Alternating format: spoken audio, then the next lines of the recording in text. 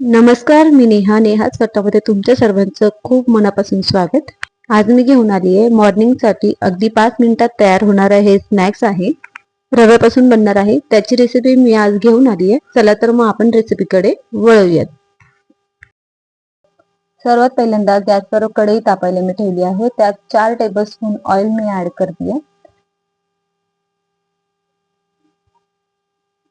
त्यानंतर यात ऍड करते तीळ. ती थोडीशी परतून घ्यायची आणि लगेचच त्यामध्ये जिरं ऍड करायचं आहे. तेही छान परतून झालं थोडंसं की लगेच त्यात 2 वाट्या पाणी यात ऍड करायचं आहे.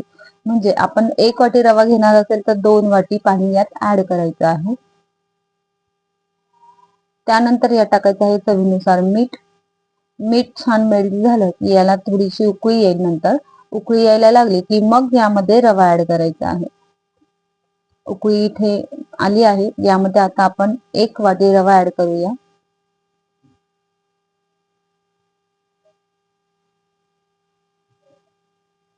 तो छान ह्या पाण्यामध्ये मिक्स करून घ्यायचा आहे. याच्या गठोळी होऊ द्यायची नाहीये अजिबात. छान व्यवस्थित एकजीव झाला पाहिजे. याला आता आपण थोडा वेळ झाकून ठेवूयात. साधारण 1-2 मिनिटानंतर ते सगळं मटेरियल मी एका प्लेटमध्ये काढून घेतलं आणि ते थंड होऊ दिलं. त्यानंतर यात 2 बटाटे आहेत, ते बटाटे मॅश करून मी त्यामध्ये ऍड केले आहेत. आणि त्यानंतर 1 टेबलस्पून चाट मसाला, त्यानंतर हिरवी मिरची थोडीशी, त्यानंतर लाल मसाला, बडीशोप मी या ठिकाणी ऍड केली आहे आणि सर्वात शेवटी ऍड केली कोथिंबीर.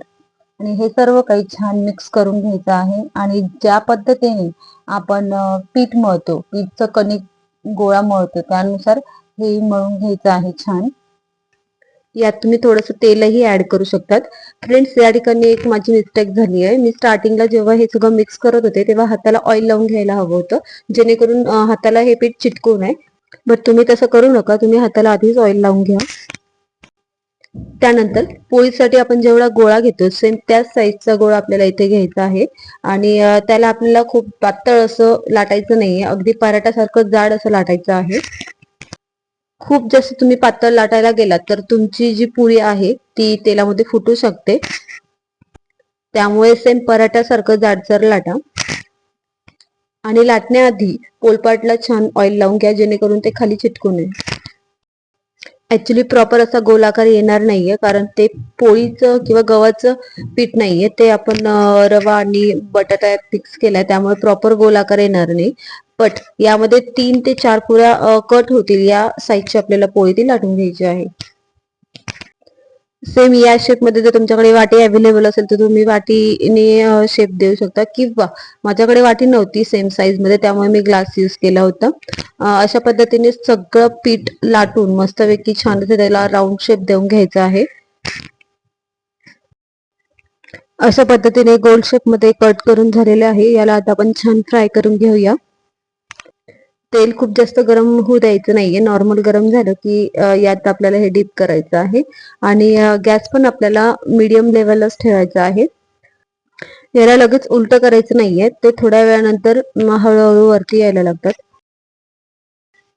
तुम्ही बघू शकता हे वरती आलेले आहेत आणि याला आता आपण उलट करून घेऊया.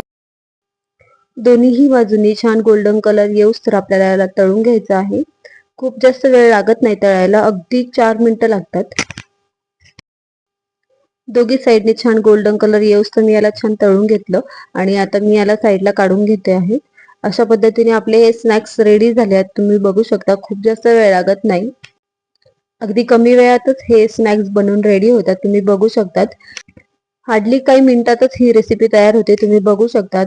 ही रेसिपी तुम्हाला कशी वाटली हे मला कमेंट्स मध्ये नक्की सांगा. आणि परत भेटूया आता आपण नेक्स्ट रेसिपी बरोबर. तोपर्यंत bye bye and thank you for watching.